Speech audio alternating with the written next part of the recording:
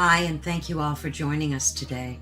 We are broadcasting live on the United Public Radio Network and the UFO Paranormal Radio Network, 105.3 on the Gulf Coast and 107.7 FM in New Orleans. Well, hello, everyone. Thank you so much for joining us today. And again, just to reiterate, welcome to Ethereal Encounters Unveiled. Today we're broadcasting not live. We have two shows a week. One is on a Thursday at 5 p.m. Eastern Standard Time. That one is live. And then we have a pre-recorded show that airs on Friday at 3 p.m. Eastern Standard Time. And that's for folks that either can't make the live, maybe they live in different time zones, and we just like to accommodate everyone. So be sure to tune in.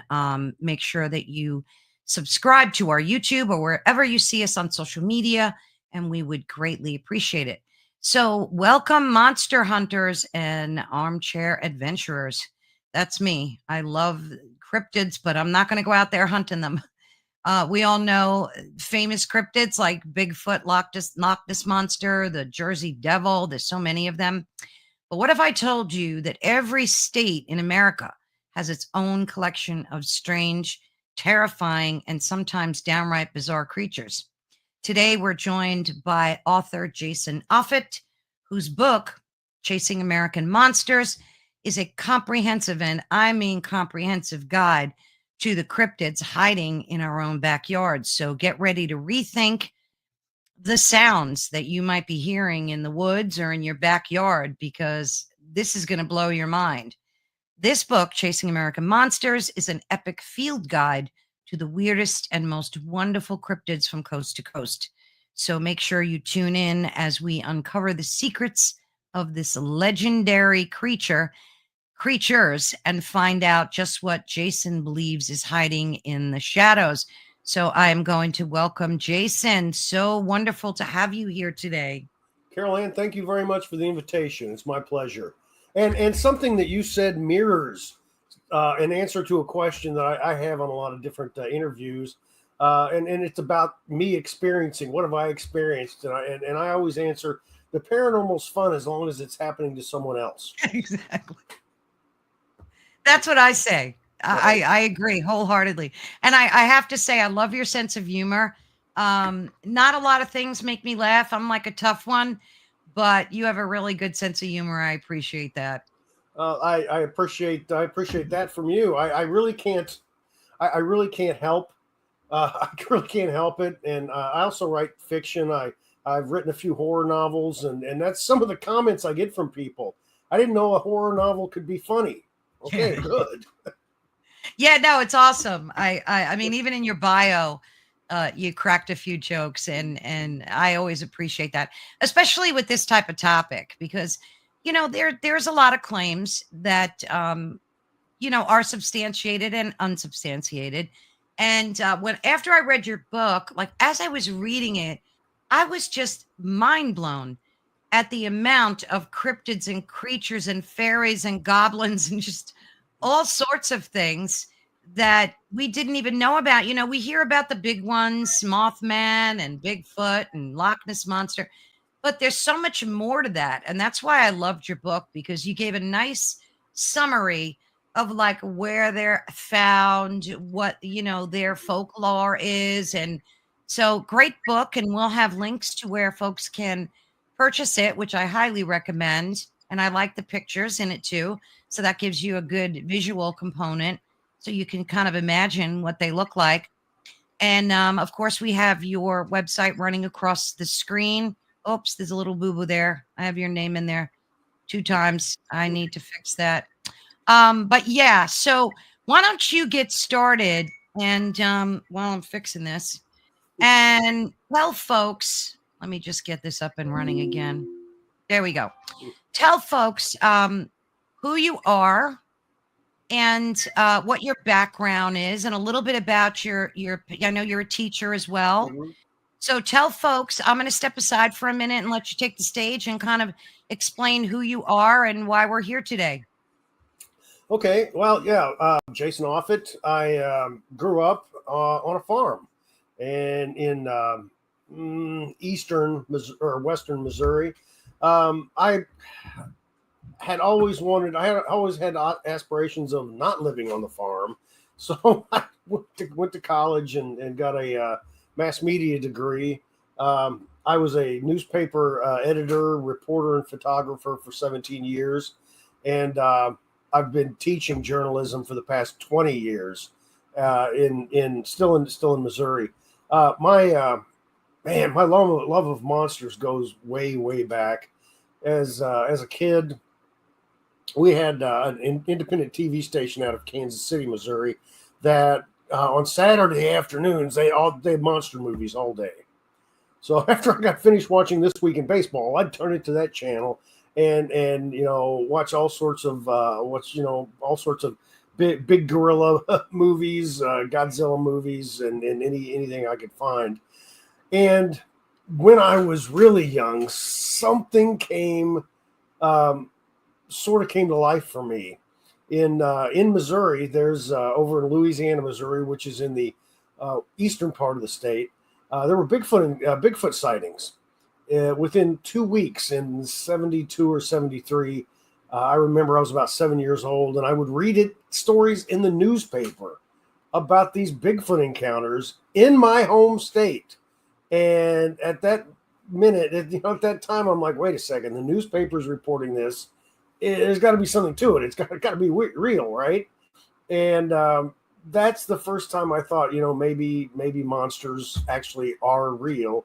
And I've read about them, watched all sorts of documentaries throughout the decades about whatever monsters popped up, and I'm still interested. Yeah, that's great. Obviously, you have a compilation of these books now, and you have another one coming out soon. So, the investigation that you need to do, because I had no clue that there were so many different varieties, as I said earlier, and just discovering them, they stem from somewhere, like they come from somewhere in a culture.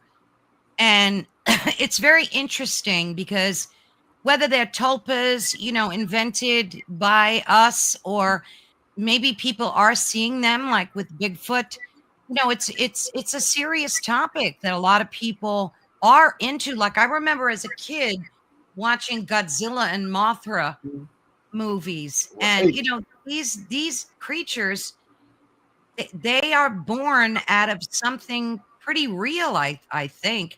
So after doing all this investigation, I want to ask you out of the gate, what's the most memorable cryptid that you stumbled upon, like one that maybe we haven't heard of that really impressed you? Oh, I mean, I can think of a couple that are fairly ridiculous that came up, but one that came up that impressed me, I think, and everybody's heard of it though. It's the Thunderbird, but I'm going to package that Thunderbird with some other ones. People across the North America have reported seeing hyenas, lions, maned lions in Alabama and in other states. Huge wolves. All of these, along with the Thunderbird, which very well could have been a Teratorn. There was a bird, sort of like a condor, but it was the size of a small airplane. These things actually, and giant ground sloths, so I'm going to throw that in there too. They lived here at one point back during the Pleistocene era. And now they're extinct. Let me throw some air quotes up. They're extinct, but we still see them. What are we seeing? People will talk about the rock tape theory, that we're just seeing something played back, and maybe they're spirits. We see Revolutionary or Revolutionary War or Civil War ghosts. Why aren't we? Maybe these are ghosts from 10,000 years ago. Or I go to something a little bit more concrete first. What if they're still here? Yeah. Let's look at North America. There is more than 40, closer to 50% of North America that is uninhabited. People will go there, but we're just visitors. And there are some places that people never go. Yeah. I mean, we have so much, so much wild areas. Why couldn't something have survived then and still be out there today? I think we might, find one of these creatures one of these days because they might still be alive. Yeah, I mean, look at Bigfoot alone. There's, we have a lot of documented evidence that these creatures are among us. We have footprints and, variety of different things to show that. And it's just remarkable how, like yesterday, I was talking to the author of a Mothman book, and there are so many sightings of Mothman, yet there's no evidence. Do you think a lot of these creatures come in and out through flaps, like through portals, dimensional, openings? How That do you? is, I don't want to go there. Because it's and we can talk about this. It's like the interdimensional Bigfoot theory, or Yeah. Craft, alien craft not being extraterrestrial, but maybe they come from a different dimension or somewhere else. I'm open to that, but I would like to have the physical Bigfoot proven false before I'll go there. I would Oh, like really? the nuts and bolts craft being proven false before I'll go with the maybe they come from someplace else.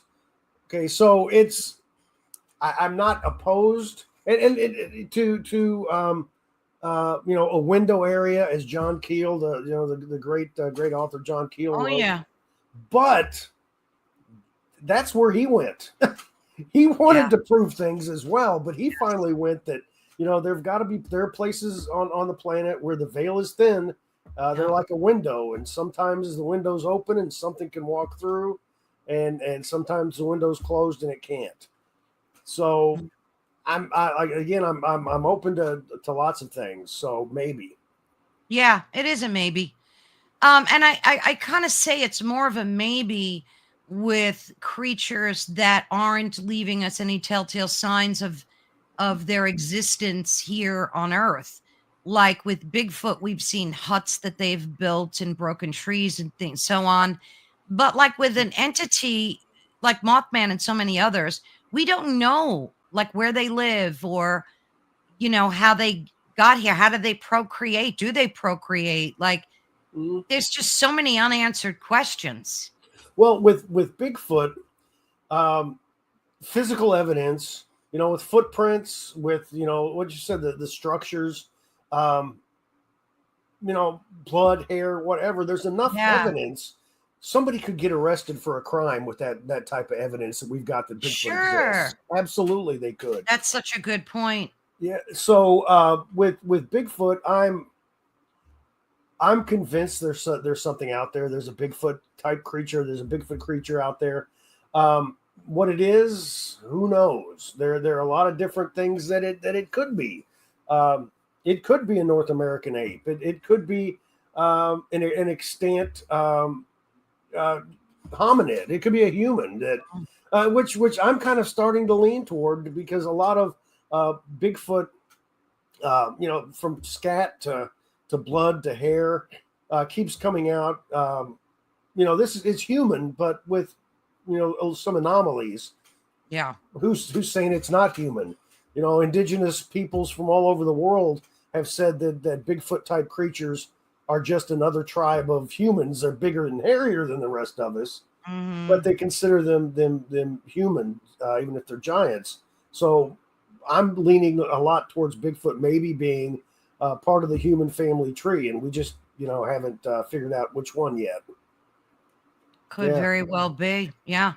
So your book covers, as I said, like a massive number of cryptids, over 250. What was your research process like? Like, how did you sift through the folklore and the news reports and eyewitness accounts and choose? And like you mentioned, you're working on another book with even more. So, like, what's your research like? I like to look into media reports a lot, because that means somebody saw something and they were Right. interviewed. So they'll have eyewitness accounts.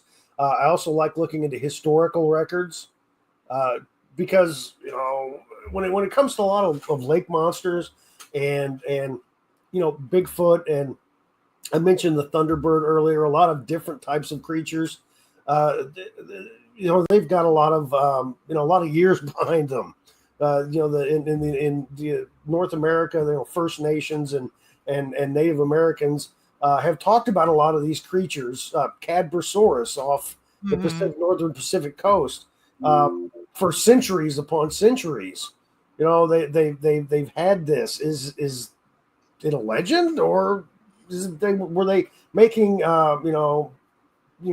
pictographs of something that they've seen? So I Mm-hmm. will look into historical papers, but also there are quite a few academics out there who are interested in this topic and study and write about it. So I've gone to a lot of academic papers as well.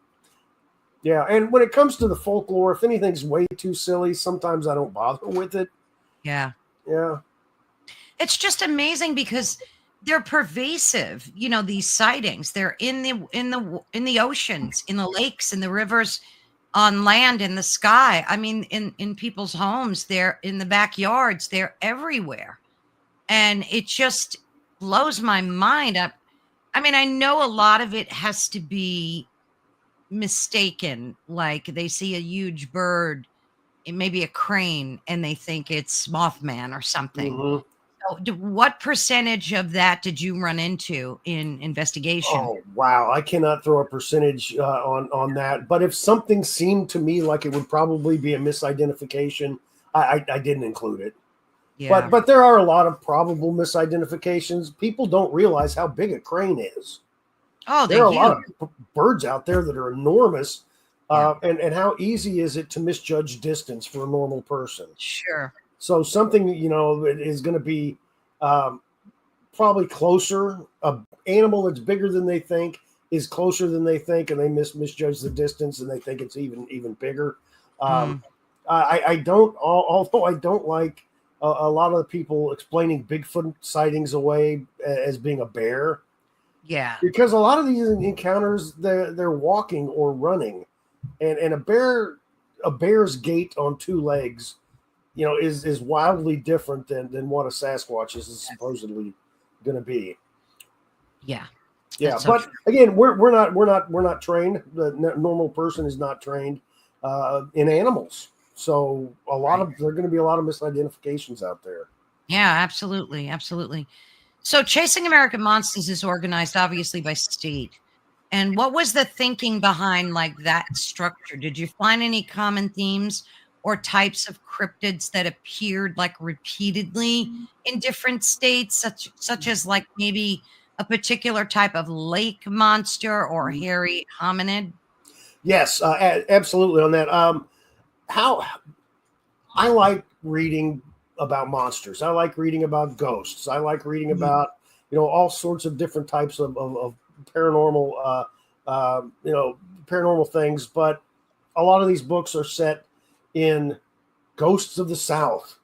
You know, paranormal events in the Bridgewater Triangle, Bigfoot of Mhm. the Pacific Northwest. And I'm like, that's good for people in the Pacific Northwest, or ghosts of ghost of New Orleans. That's good for people in New Orleans. But what about people in Cincinnati? They Mhm. might be interested. But what I wanted to do is write a book about monsters that everybody could own. So if you're from Rhode Island, you've got monsters in there. You can own this monster book. Right, right. It's yours, okay? It is yours too. So everybody will have something from their home state. That's why I went looking. The other question was, did I find anything similar? Bigfoot is reported in 49 of 50 states. Wow. Hawaii is the only one that that doesn't have That's Bigfoot interesting. encounters. Yeah. Yeah, big guy doesn't like vacations apparently. But so we've got Bigfoot. And the weird thing about Bigfoot is, okay, in the Pacific Northwest, they're more, like the Harry and the Hendersons type creature, more ape-like.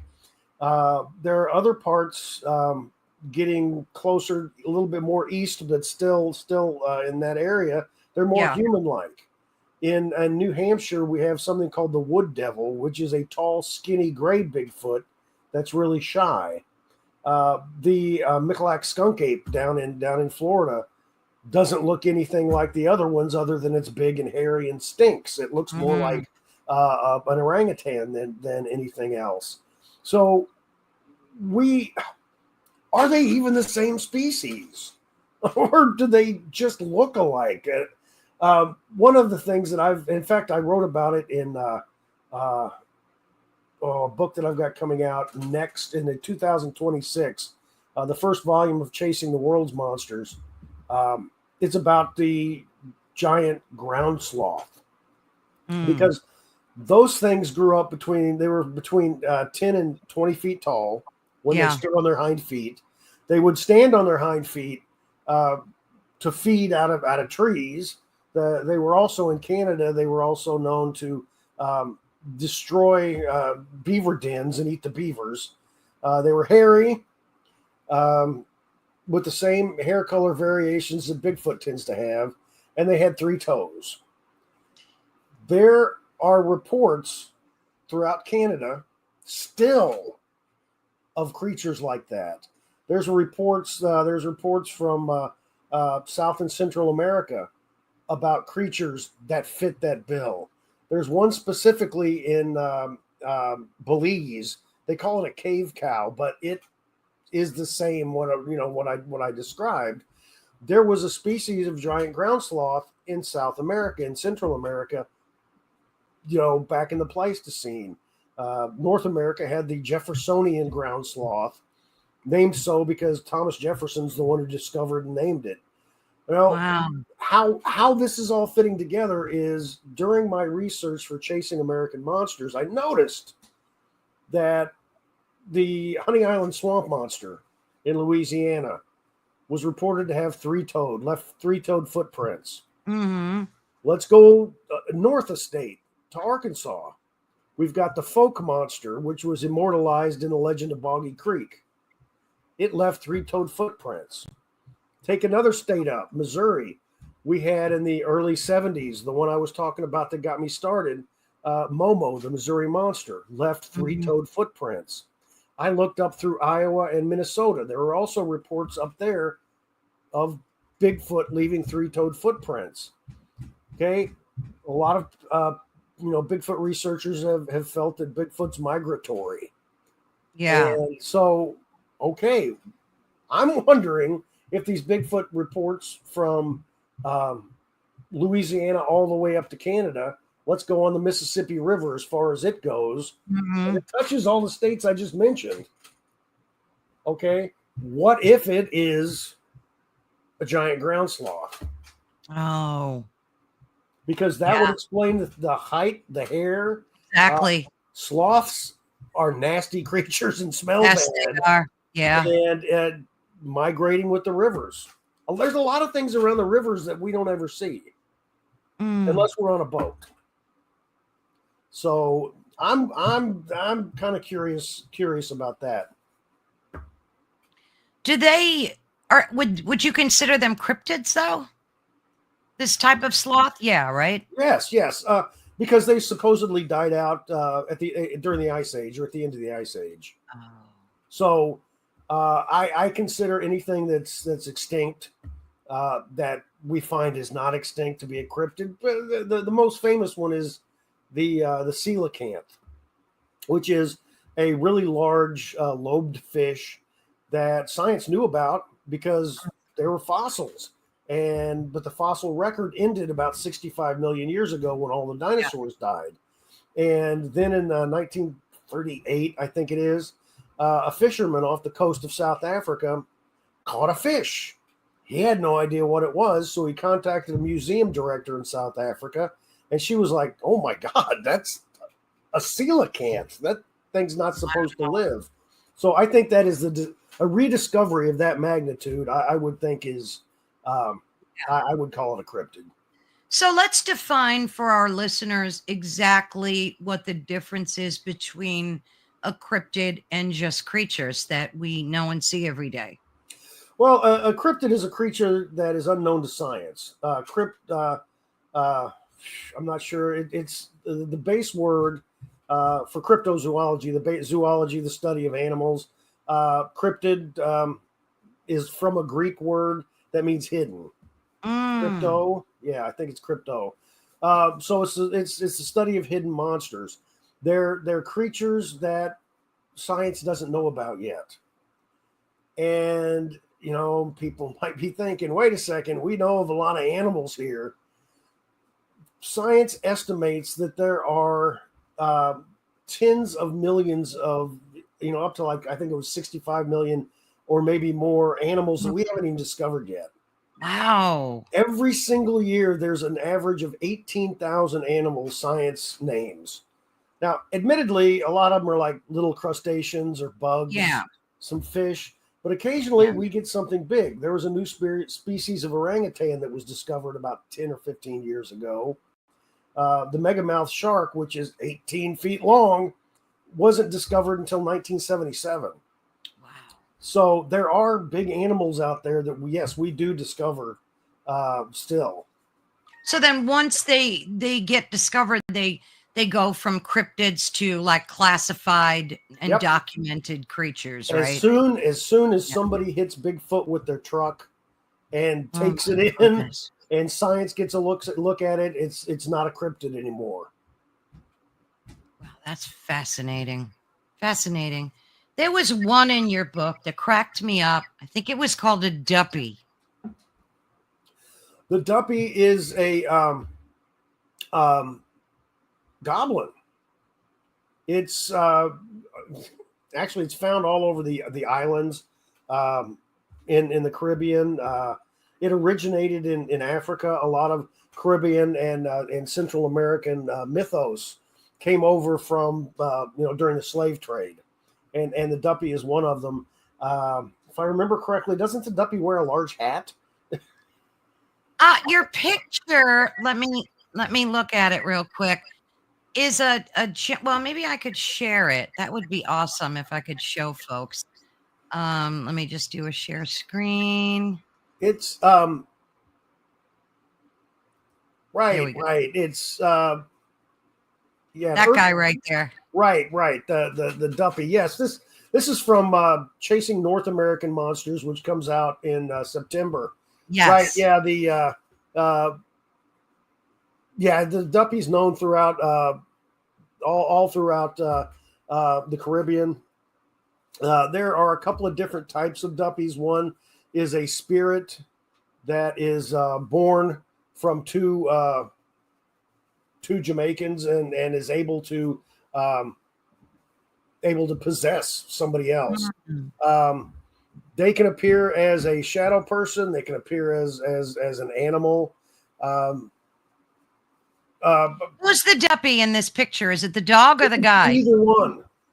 They can appear as either one. And depending on what kind of person you are, that'll tell you how the duppy's going to act. If you're a bad person, the duppy is going to treat you negatively. It's going to be evil to you. If you're a good person, the duppy is going to help you. Yeah, you have here that they're known to terrorize their widow, bankrupt their brother, burn their house of a former business partner that they believe that did them wrong. They're pretty unsavory creatures, and you also say how to protect yourself against them. And that's what I really like, because as I was reading this, like my imagination ran pretty wild. Well, sometimes the how to protect yourself from them gets really, really crazy out there. There's one specific type of vampire in South America that if you scatter a bunch of tiny seeds outside the door, it's going to be too busy trying to count them. And if you put in, chicken or bird claws, little bitty bird claws, it'll have to start recounting the seeds because they'll I find a read claw that. and they'll get messed up. And this one was also kind of bizarre. The Jumbie, um, something about is that the one where they want to try shoes on? So if you leave shoes at the front door, like that like protects you because they'll be busy trying shoes on and stuff. Yes. Yeah, and there are a Crazy. number of South American or Central American, and again with the Caribbean type of entities that it's weird. There's the Bigfoot, the Sisamite, which is a Bigfoot from down in that area, and there is a goblin down in that area that have backward facing feet.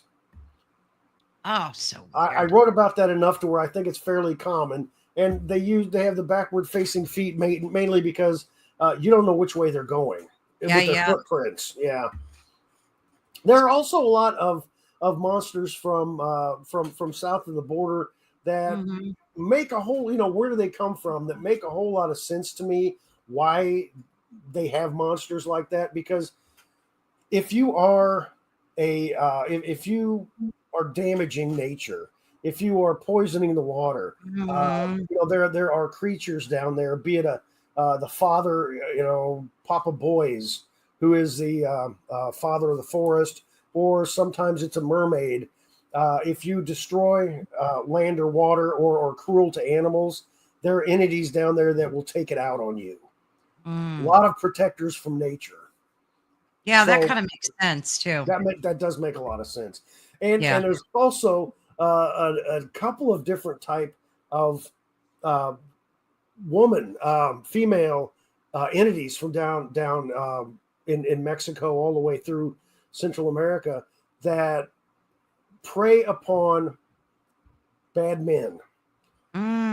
Okay, they'll appear as a beautiful woman, and if you're out drinking and gambling at night, walking by yourself, and home from gambling and drinking, they will kill you because you have not been kind to your family.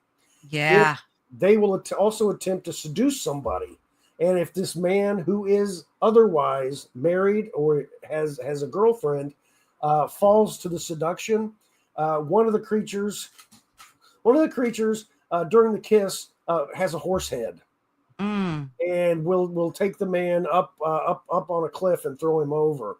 There's another one that is it's the same setup, but when you're kissing this one, all of a sudden you realize you're kissing a skull, and it reaches her hand in through your chest and pulls out your heart. So, yeah, we've seen those kind of things like in horror movies and stuff. Right. Oh, entities like this are ripe for horror movies. Oh, they are. Yeah. They are. I was thinking that as I was reading the book, like, how fascinating would it be if like someone took your book and turned it into a movie? Well, that would be fun. It was almost a TV show, Chasing American Monsters. No kidding. It got to the point to where we put together a sizzle reel, and the two producers were marketing around, the Sci-Fi and Discovery and all these. Didn't get picked up. I found out that's pretty common. Oh, it's very common. My sister's in the movie business, and she's come up with so many scripts and told me similar stories where they either love it or want you to change something.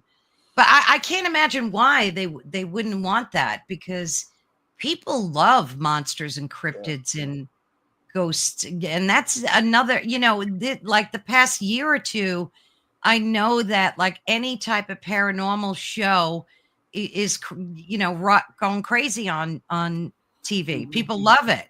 They love all those ghosty shows. And speaking of ghosties, have you ever encountered any like ghost yourself, or had any type of paranormal experience in your life?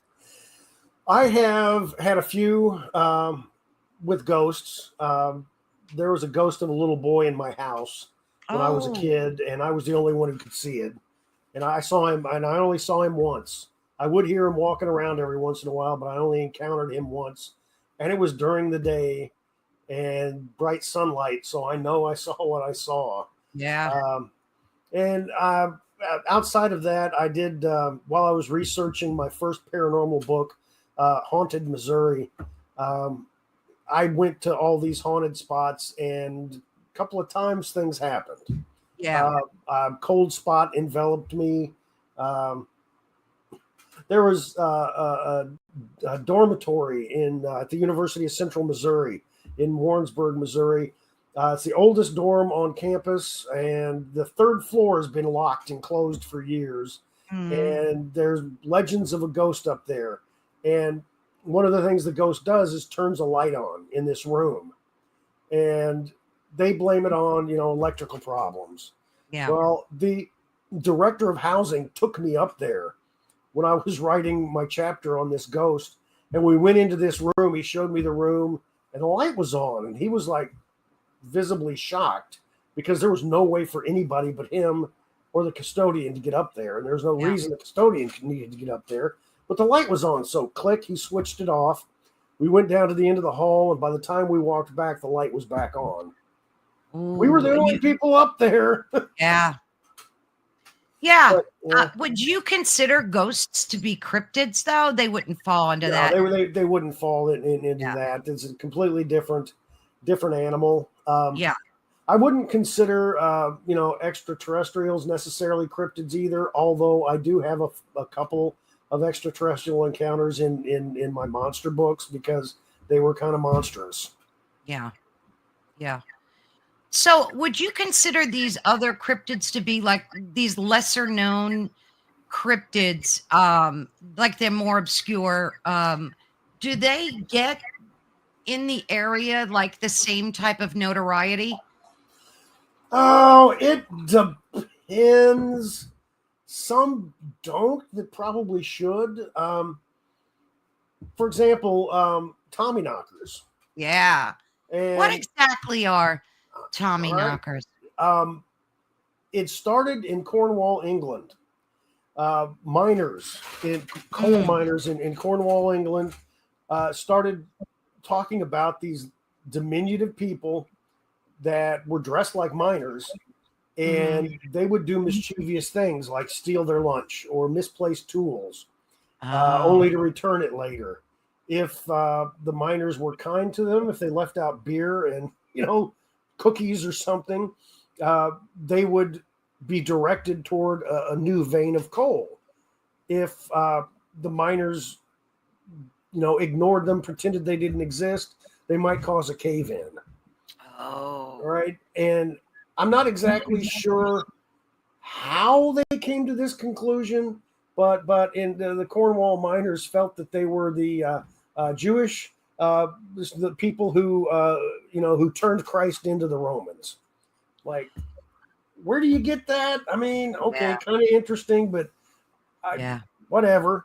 The thing is, Tommy knockers, once miners were brought over from Cornwall, England, to mine for coal in Pennsylvania, and then they went out west to mine for gold during the gold rush in the 1800s. They reported Tommy knocker activity, just like they did back in England. And here's something that I find absolutely fascinating. Before, English people went to South America in researching the book that's coming out next year, Chasing the World's Monsters, hopefully volume 1. In the Andes, when they were mining gold and silver, way back in the day, they reported the same creatures. Diminutive creatures that dressed just like they did as miners, and they did the same things. They would steal food. They would either help you by taking you, to the mother lode, or they might, cause a cave in if you were being a jerk to them. And I think I read that still in some places, food and alcohol are left out for them. So, two different places across the planet, Yeah. the exact stories came up. How does this happen? That's nuts. Now, Tommy knockers, are they ghosts or are they cryptids? They're cryptids. Now, here's something that so many things fascinated me doing my research. And one of them had to do with Fae folk. Okay. Fae folk are all over the planet. Yes, they are. Yes, literally every civilization has them, every culture, and they're so similar. When you talk about gnomes, tomties, Yeah. goblins, trolls, sprites, Yeah. Yeah. elves, brownies, all of the leprechauns, Tommy knockers, they're Yeah. all so similar. They're Yeah. the same type of height. They're either good or bad. Not necessarily good or bad. They're ambivalent. They're in the middle. Just don't make them mad, or they'll take it out on you. Be nice to them, and they'll reward you. In a lot of cultures, they do the changeling. They'll replace a human baby with their sickly one and steal the human baby. Oh my word. And also across the world, and North America has these too. These creatures out in the woods, they will lead the big people, out in the woods, either with like a will-o'-the-wisp, or they will be calling for us to follow them. They're supposedly between 2 and 3 feet tall. They're dressed like the local people.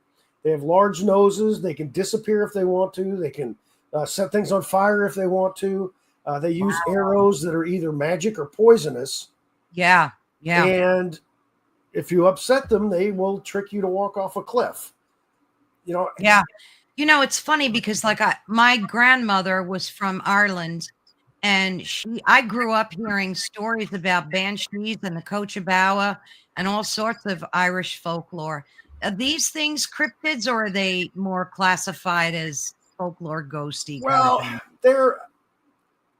It's a gray area there. I counted in my first book on cryptids, Chasing American Monsters.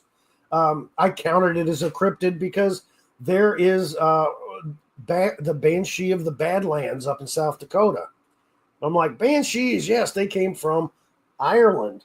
Well, Irish people came to that area as well, way back in the day. So their legends came with them. Right. And this all has to do, you mentioned tulpas earlier, right? And if you believe something, you can form these things.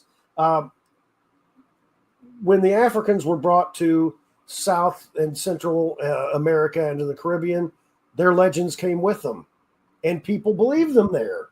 Sure. And you've got the Goa people from I believe it's South Carolina, who were freed African slaves after the Emancipation Proclamation, and they came from various places in Africa, and they put their their legends together, and they still have the Buhag as part of their belief system, which is a type of vampire.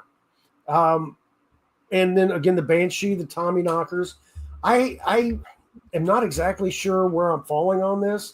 We didn't actually physically bring our creatures with us, but by bringing the idea of our creatures and believing in them, they're here.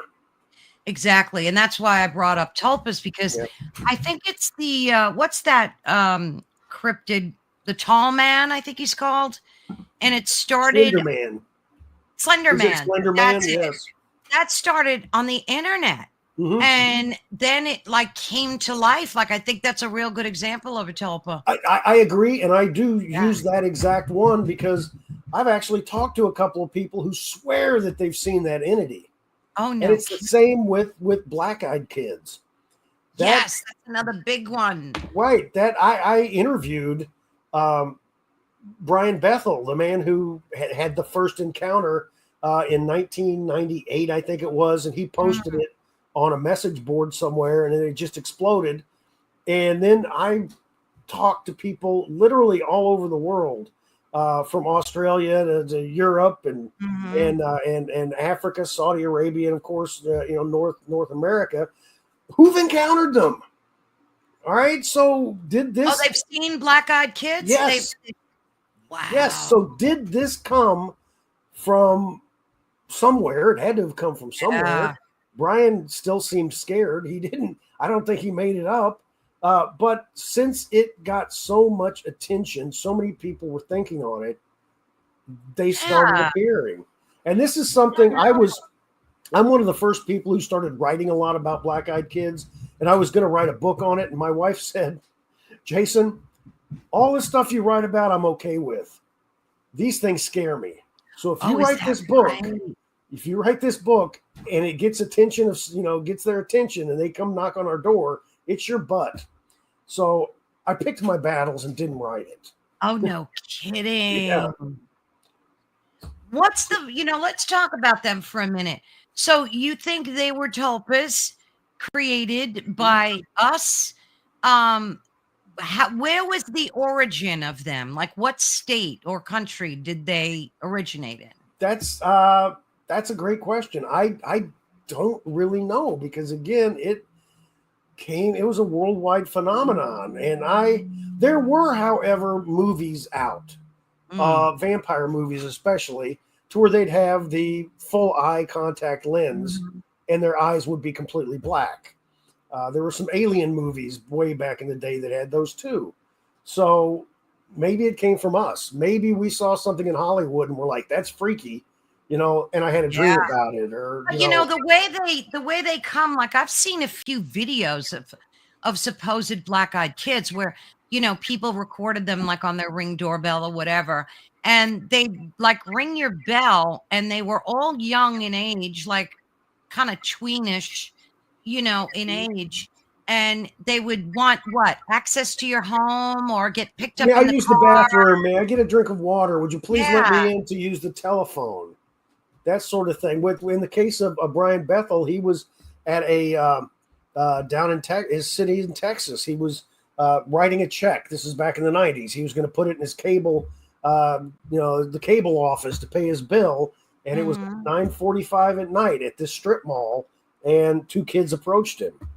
They wanted permission to get in his car so he could take them home because they needed money for a movie. And they just seem to want to be let in. Has anybody let them in that you spoke to?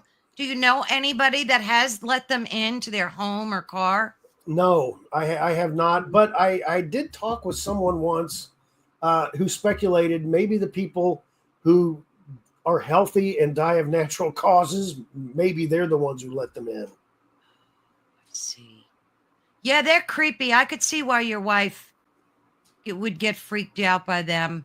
They're on the creepy edge. I got contacted by a person who would only refer to himself as Draco. He contacted me via email, and he said black-eyed people have been around for millennia. He said, we are the descendants of the serpent from Genesis. I was thinking that like lizard-like kind of creature, right? You kind of get that vibe. A little bit, they scare me a little bit. What about those other creatures that it's so embedded in movies and books of the woman in white walking along the highway? What's up with that? Is that a cryptid or a ghost? It's a ghost, and that's a ghost. It's extremely common. I think the most famous is in Chicago. A woman in white is walking, down the street, and people pick her up, and she's like, "Would you take me home?" And they finally get to a spot, and she said, "You can let me out." And it's into a cemetery. There's a ghost at Stevens College in Columbia, Missouri. She's referred to as the woman in white. La Llorona is a woman in white. So the white's got to symbolize something. Yeah, that kind of creeps me out too. I know there was an Amish tale of someone was driving like Uber, Lyft, whatever, and they picked up a person like that in white, and it turned out to, like, the guy turned around, she wasn't there anymore, and that went back to like some old Amish story that I heard. But yeah, so those are ghosties more than cryptids. Yes. What about mermaids? Because I still see videos. I just saw one the other day of someone. It was after the earthquake that happened in Russia last week, and somebody was videoing the ocean, I guess, looking out for the tsunami, and there were like dozens of these creatures. I don't know if you saw the video. I did not.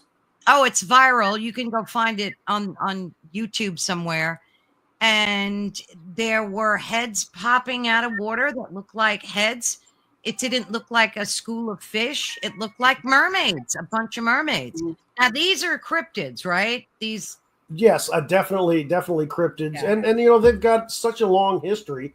They were in the ancient Greeks. There were they had the sirens, which were mermaids, Yep. but it's another worldwide phenomena that there are these half human, half fish creatures. There are some from there's a Native American legend. I think it's from either Alabama or Arkansas of mermaids in this one specific river that were formed by the spirits of tribes people who committed mass suicide in the river. There's a South American starts with an E in Cant something. It's not South. Yes, it's the Amazon River. They have pink river dolphins in the Amazon River, and this in Canta maybe is a male river dolphin that turns into a human and goes into a town to find a mate.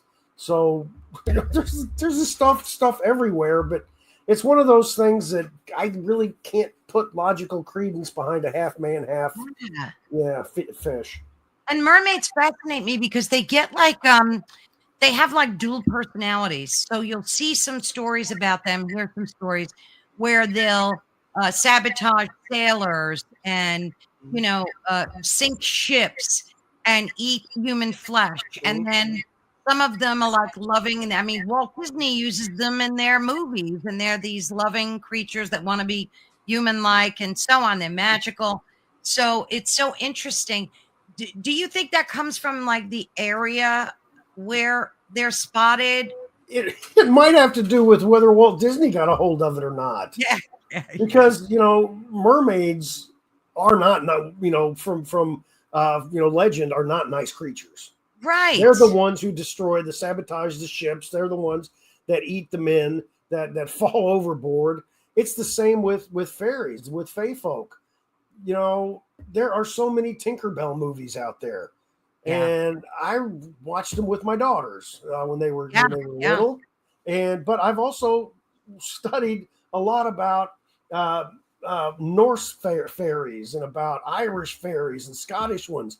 These things are evil. Yeah, they're not Tinkerbell. Yeah. Now, what's the shapeshifter? It's not Wendigos, is it? What's the shapeshifter in Native American where they don't even like to use the word to talk about them? Skinwalker.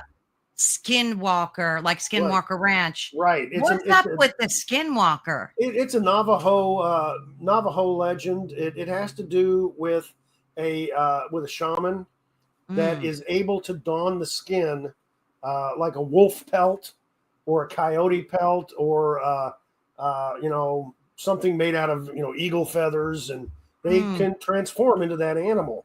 But it is a dark magic. And when they do that, they're up to no good. So that's why they're rarely talked. They're rarely talked about, and they don't like to say their name. No, they don't even till today. Like we have some guests that we interview that are Native American, and they don't even want to talk about them. Right. Well, and the thing is, I talked with a. This has been 2007 when I interviewed this man, but he was a member of the Cherokee Nation, and we talked about some different things when it comes to legends of various Native American tribes. And he said the thing with the Skinwalkers, and he didn't have a problem with it because it's a Navajo thing, but with shadow beings and anything like that, they're just people. Yeah. They're evil people with evil powers. He said you can run into one at Walmart and not know it. Oh. Just don't run into them in the dark. Yeah, that scares me too. That scares me too. The whole skinwalker thing is pretty creepy and scary. What about aliens? The grays, and let's take a leap into space for a minute. Mhm. Where do you stand on that? Are these things cryptids? Well, they obviously are, right? Like, or do you classify them differently? Um, it's because they're not. Well, they are monsters to us. Yeah, We're probably monsters to them. I'm not sure exactly how I would classify them. They're still they're an unknown creature, so they might as well be, exactly. by Yeah, definition, they're cryptids. yeah. Yeah. What's your stance on the whole UFO thing?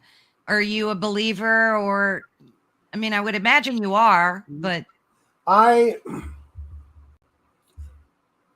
I was about 14 or 15, and it was planting season, and my dad pulls in about 9 or 10 o'clock, and he doesn't come in the house.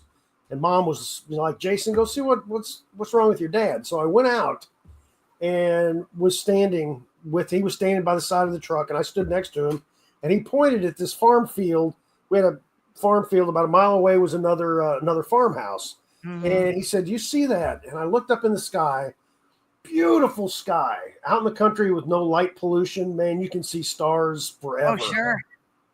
There was a black circle in the sky. It looked like a hole punch. God had hole punched the sky, and we just stood there and stared at it, and we could hear a humming. And I went and got mom. She came out. She looked at it. Then we got a phone call. I went in and answered the phone because they didn't want to go in. They were watching the UFO, and it was our neighbor from across the way asking if we could see the thing hovering over the field. Oh, wow. So I eventually went, after the phone call, I went back out, and it rose up and up and up and then disappeared. So I was already interested before that. I'm a big fan of Star Trek, Lost in Space, Yeah. a bunch of movies. So I was always in that bent, but the older I got, the more I realized there has to be intelligent species out there. Yeah. Yeah. As Carl Sagan famously said, in this vast universe, if we're the only intelligent life, what a waste of space. Oh, yeah. It's so true too. Right. And So with any scientist, you ask any physicist, and they're going to say, statistically, with all the planets around all the stars, we Yeah. can't be alone. But Yeah. are they traveling here?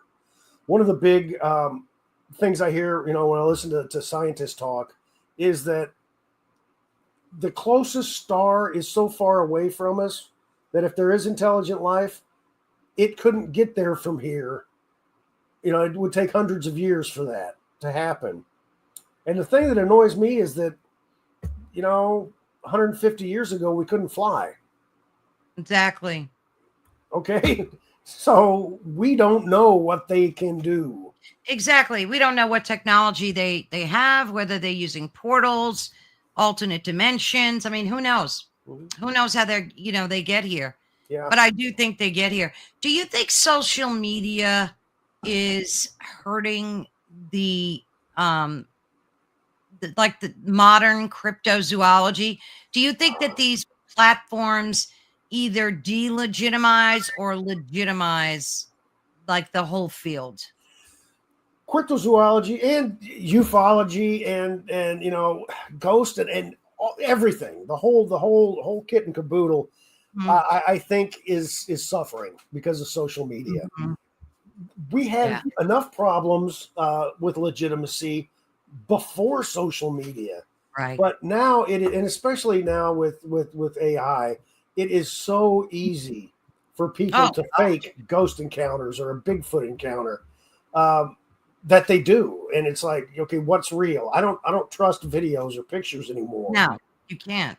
Yeah, you can't. No, and it's sad. And it's funny because AI is not quite perfected.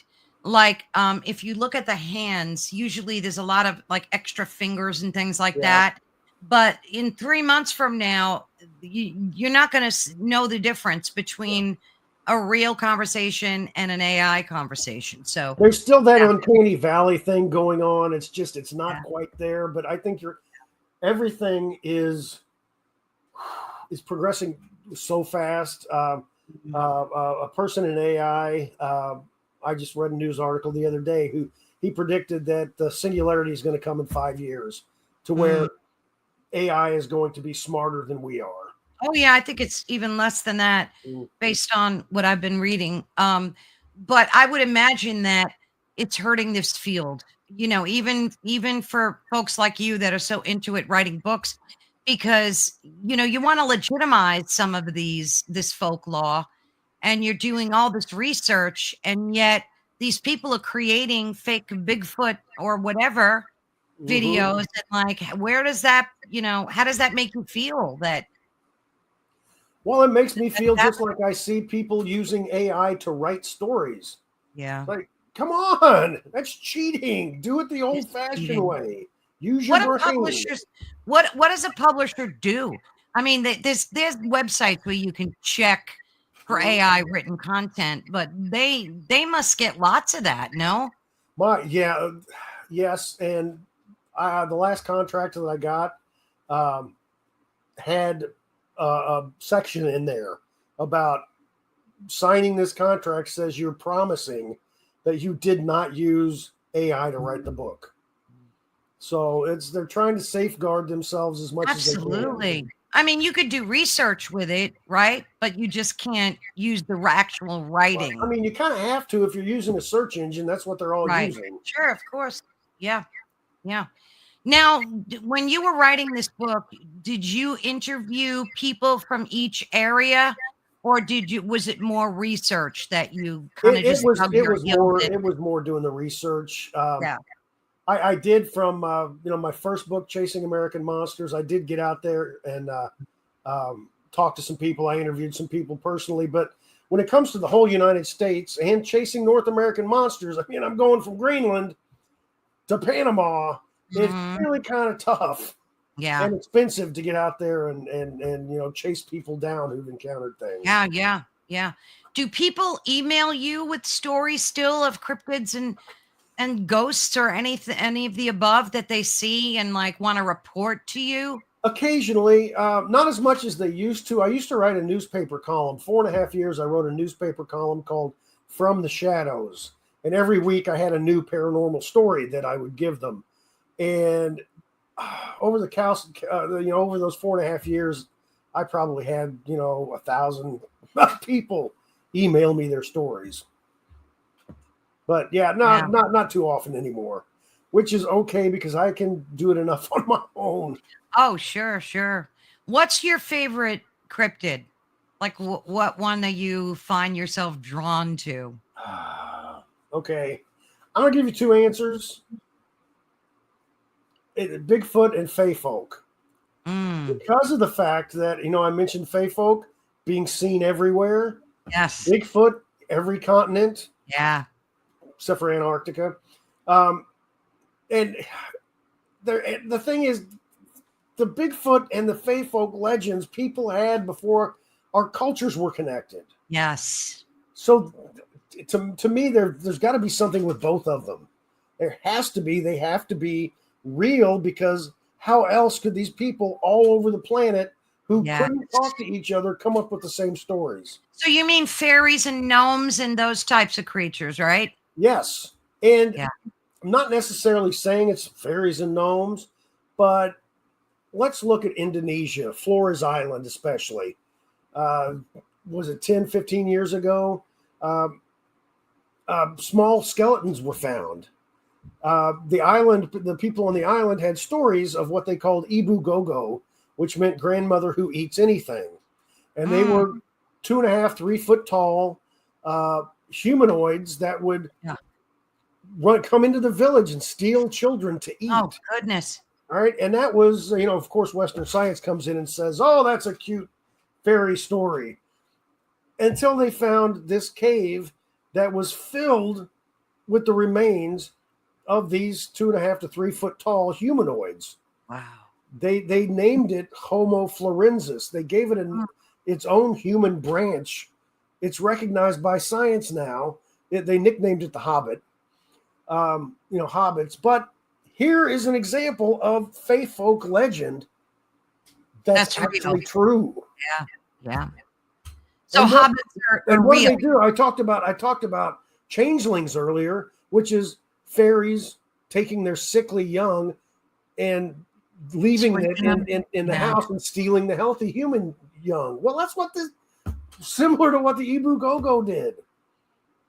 That's crazy. What about unicorns? I mean, isn't there historical proof that they did exist? Are they cryptids, or how do you view them?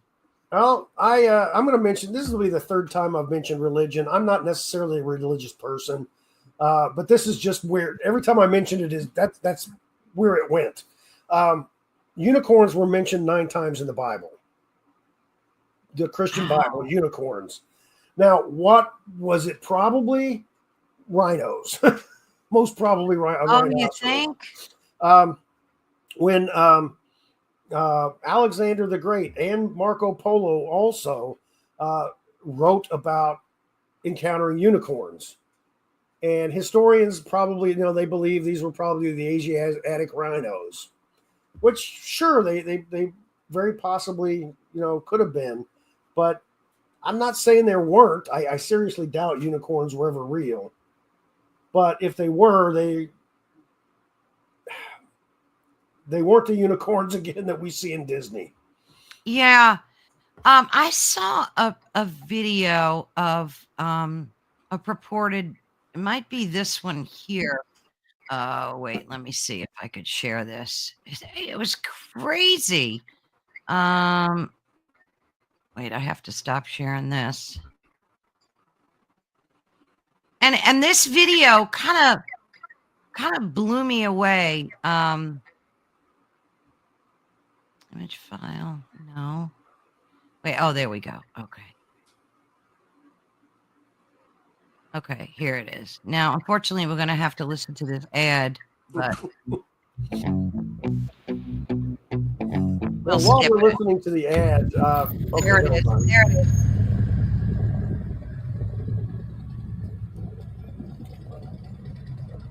No, wait, maybe this is the one.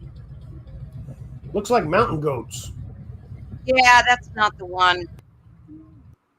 That's not. There was one that I saw that blew me. Wait, maybe it was this one. A unicorn was caught. No, I saw one, a video that just blew me away. It was shot like maybe 10, 15 years ago. And I think it was in England. And this guy's just taking a video of the land. And all of a sudden, this creature comes in and it's got this distinct horn. And it just wandered back into the woods. I don't know if you ever saw that. No, that's the only video I ever saw that, and it was proven to not be fake. Okay, I will have to look that up because I have not seen it. If I find it, I'll email it to you. Please do. Every now and then I'll trip across it, but I know they did research and said it was not a fake. It was too long ago to be able to fake something like that. And sometimes you find those kind of videos. Like, I also see creepy videos of this cryptid that's got, it's all like gray or white or whatever, because it's always at night, and it's got really long arms and legs, and it crawls, on all fours. And it's humanoid. Yeah, what is that thing? Is that the rake? Is it the rake? Yes, it's the rake. It's the rake. Those things, talk about scary. Yeah. It looks like a very spindly golem from Lord of the Rings. Yes, it does. Mm-hmm. And very nefarious looking. Absolutely. Did you do any research on them? Well, I did. There was a report of one, and the person who shot a video of it called it Gollum, but it was a video of it stalking a moose in Canada. Ooh. And if you know how big a moose is, and they're angry, they're a very angry creature. creatures bigger than cars. And if you're confident enough to stalk one, I don't want to have anything to do with it. Exactly. Like, I think that there's some legitimacy to those because I've seen so many videos, again, old ones, that like there's no way they were faked. And those things scared the bejeebus out of me. What's that other cryptid that came to be, I'd say, within the past decade? And it's this tall, there were two of them walking across a field, and they look like stick figures, very tall, and their arms were very rigid, and they would like swing back and forth. You know what I'm talking about? I do, but I don't know what they're called. Yeah, those are creepy too. Yes. This is what I'm saying. There's so many, Jason, cryptids. And that's why when I read your book, I was like amazed at the ones that I never heard of, that aren't popularized. And that's it. The ones that, like Krampus. 20 years ago, most Americans didn't know what it was, but it got popularized and they've made movies out of it. That's right. Yeah. Do you think that it existed, that Krampus thing? Probably not. I mean, a lot of these are stories to keep your children in line. Yeah, that's a good point. Yeah. That's a good point. But yeah, and I agree with you about the Fae folk and Bigfoot. They seem to be the two of the most like legitimized cryptids out there. And I grew up with stories about, Fae folk too. So, my grandmother swore that she saw these things. So who knows? Yeah. So what are you working on now? What's this new book that you're working on? Well, actually, I'm finished with it. It's Chasing the World's Monsters. Oh, you finished it. I finished it. It comes out in 2026. And as it says, I cover the world, and I've got enough. I've also, since then, I've collected enough monsters that I can fill a second volume. So I'm hoping I can do that. Now, how did you do research for that? What was your research like? Well, there are people exploring cryptids all over the planet. So I contacted some of those. I did look a lot into folklore. And again, like I said earlier, a lot of news reports and not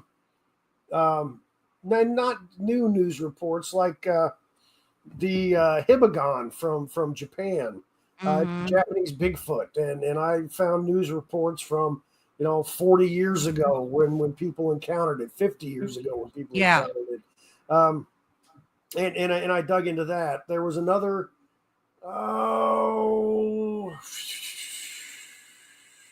Gosh, I'm having trouble. But another Japanese monster that was a cryptid at one point, and it's now a mascot. It's now a Pokemon. So. Right. So how did you pick? Like, did you just do country, like the most dominant ones in a particular country, or did you pick regions? I was going to do country by country. Yeah. But then I realized the book would be 4,000 pages long. Yeah. So I went continent to continent. Okay. And yes, there are cryptids in Antarctica. No kidding. Oh, isn't there one in this book too that comes out of the ice? I think I saw a picture of that. That's in Greenland. Yes. Yes. You spoke about Greenland and how it got named and everything. So interesting. So there are ice cryptids that people have spotted. Definitely are. Wow. The one there's so many strange names, but the one that crawls across the ice is a person who was bad and got drummed out of a village and was froze to death out in the out on the tundra, would come back as a monster that had no legs because it had walked them off, and it would crawl itself across the ground, leaving a blood streak. Oh, and my word. It preyed for people, it preyed on people who were lost out in the wilderness. Yeah, yeah. Was that one called Elbows or something? Something like that. Yeah, I Yes. remember reading that in your Yeah. book. So you have this new book coming out in next year, which will be here before you know it. Yeah. What do you have planned after that? Like, do you want to just keep doing volume after volume of Well, these things? I love doing it, so I hope to. But I also, like I said earlier, I also write fiction. I'm about 14,000 words into a horror novel right now. Oh, nice. Nice. So what horror how? Like ghost or blood and gore? No, more I'm more blood and gore than ghost. Oh, are you? Yeah. Now, I wrote a 2-volume horror. First book was called The Girl in the Corn, and the follow up I is saw that. The Boy from Two Worlds. I based that on Fey folk because of what I Oh, told you of watching Tinkerbell movies with my daughter and knowing like Norse mythology. Those cryptids, those Fey folk were evil. oh, So wow. the villain in my books is a Norse Fey. So I've Yeah. incorporated cryptids into my fiction too. Yeah, that's great. And I could see where it would be like a never-ending resource, a pool of Mhm. information for you to pull from, whether it's fiction or nonfiction, right? Right? It is. And Yeah. I read, you're not supposed to read book reviews, but I do occasionally. And a man wrote on my first cryptid book, Chasing American Monsters. In his review, he wrote, I love this book. I keep finding new monsters that I can use in my Dungeons and Dragons campaign. Oh, there you go. Yeah, I could see where that would be very useful, Yeah, right? as an old D&D player from back in the day, that made me Yeah. happy. Oh, yeah, yeah, yeah, yeah. And like I said, your sense of humor is Mm. refreshing in reading that. So I highly recommend folks check out your book. Do you want to see any of these become movies? I mean, I know we talked about one that didn't come to be, but what about some of your fiction? Are you working on Oh, any of that? I would love for any of it to become a movie. Hollywood hasn't come knocking on my door yet, though. Yeah, yeah, Let's cross those fingers. yeah. And of course, folks can get your books on Amazon or on your website, which we have scrolling across the Mhm. screen, jasonoffutt.com. So, anything you want to say in closing about um, your creatures and cryptids or what you're working on? Anything you'd like to say in closing? Well, with anything to do with not just cryptids but the paranormal, I want to encourage people to have an open mind because there are a lot of people who just shut down immediately. And I taught a class at my university a number of years ago called paranormal journalism, and Mm. they had to write a paranormal story, interview people, research a topic, and write a news story every week. And a couple of the students were, they said, I don't believe in any of this stuff. I can't find any Oh, stories. They all found stories. sure. They're all out there. Everybody you know has encountered something weird. So Yes. just ask around. Yeah. And I Yeah. love that piece of advice. Keep an open mind because it's embedded in our culture, not only cryptids, but all of this folklore. I mean, we come from people that sat around fire telling stories to one another. Mhm. So, it's a part of who we are as people. So I loved your book, Jason. It was so much fun to read. And it I was such a really appreciate that. of course, and it was such a pleasure getting to know you and Mhm. speaking with you and picking your brain about all these different cryptids. I mean, I definitely want to have you back on, especially when your next book gets released, because we could have another 2-hour conversation about cryptids worldwide. And I would be more than happy to have that conversation with you. I will be in touch. Well, you have to let me know the date for sure. I mean, and it'll be here before you know it because Yeah. lately talking about paranormal, but it feels like time has sped up because I look back and I can't believe like the months just fly by.